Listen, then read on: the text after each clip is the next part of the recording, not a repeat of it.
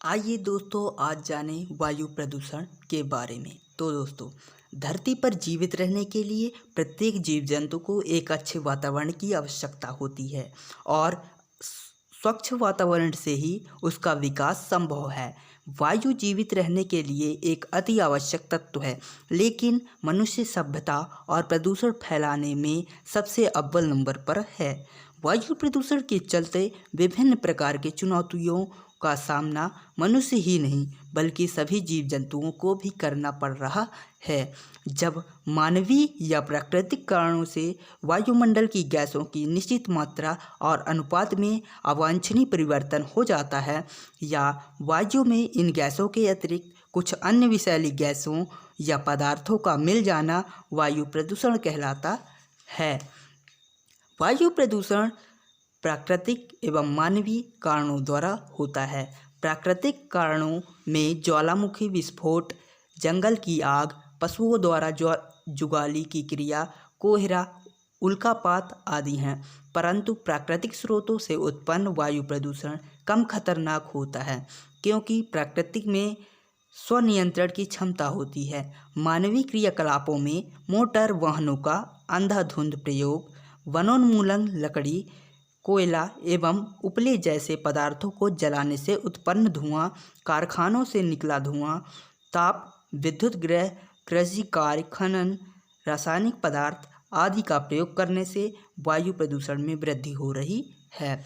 तीसरा मूल कारण यह है कि विकसित तथा विकासशील देशों में विकास एवं अन्य मानकों में आगे निकलने की प्रतिस्पर्धा ने पर्यावरण को इतना अधिक प्रदूषित किया है कि आज वैश्विक परिदृश्य में जलवायु परिवर्तन, भूमंडलीय तापन तथा ओजोन क्षरण की समस्याओं ने मानव के अस्तित्व के समक्ष ही संकट खड़ा कर दिया है। वातावरण में अवांछित गैसों की उपस्थिति से मनुष्य, पशु तथा पक्षियों को गंभीर स्वास्थ्य समस्याओं का सामना करना पड़ता है। इससे दमा, अंधापन, सुनने की क्षमता में कमी, त्वचा रोग आदि बीमारियां पैदा होती हैं। विश्व स्वास्थ्य संगठन के अनुसार प्रत्येक वर्ष 4 से 6 लाख लोगों की मौत का मुख्य कारण वायु प्रदूषण होता है। दुनिया भर की बीमारियों पर नज़र रखने वाली संस्था ग्लोबल बर्डन ऑफ डिजीज के अनुसार भारत में वायु से जुड़ी बीमारियां बड़ी तेज़ी से ऐसी खतरनाक महामारी में परिवर्तित होती जा रही हैं, जिन पर तत्काल ध्यान नहीं दिया गया तो इसके परिणाम भयंकर होंगे। वायु प्रदूषण के कारण अम्लीय वर्षा का खतरा बढ़ गया है, क्योंकि वर्षा के जल में सल्फर डाइऑक्साइड, नाइट्रोजन डाइऑक्साइड आदि जहरीली गैसों के घुलने की संभावना बढ़ी है, जिससे पेड़ पौधों एवं ऐतिहासिक इमारतों को नुकसान भी पहुंचा है। वायु प्रदूषण को रोकने के लिए स्वचालित वाहनों में यथासंभव पेट्रोल के स्थान पर संपीड़ित प्राकृतिक गैस (CNG) का उपयोग किया जाए। वर्तमान वायु प्रदूषण के स्तरों की जांच के लिए व्यापक सर्वेक्षण और अध्ययन किया जाए तथा प्रदूषण की नियमित मॉनिटरिंग की जाए। ऊर्जा के वैकल्पिक स्रोतों के प्रयोग को बढ़ाया जाए, जैसे पवन ऊर्जा, सौर ऊर्जा, जल विद्युत ऊर्जा आदि। स्वचालित वाहनों से निकलने वाले प्रदूषण को कम करने के लिए गाड़ियों में स्क्रबर आदि लगे होने चाहिए।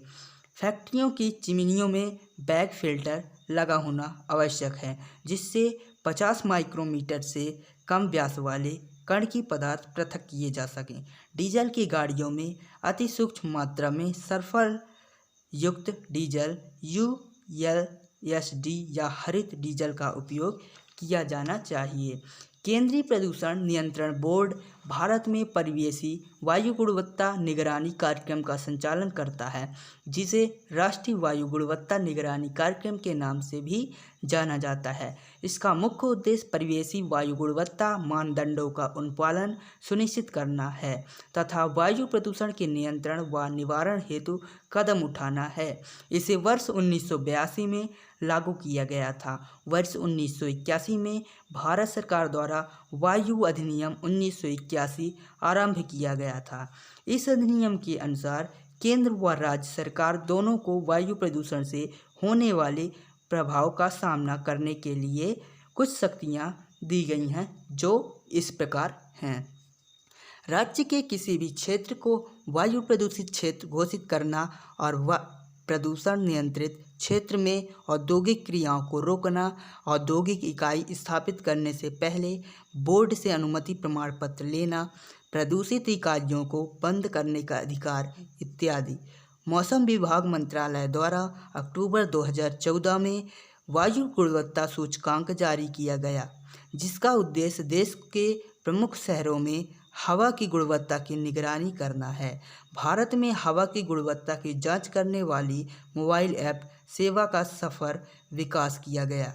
भारत सरकार द्वारा 2018 में ग्रीन डीड्स कार्यक्रम शुरू किया गया।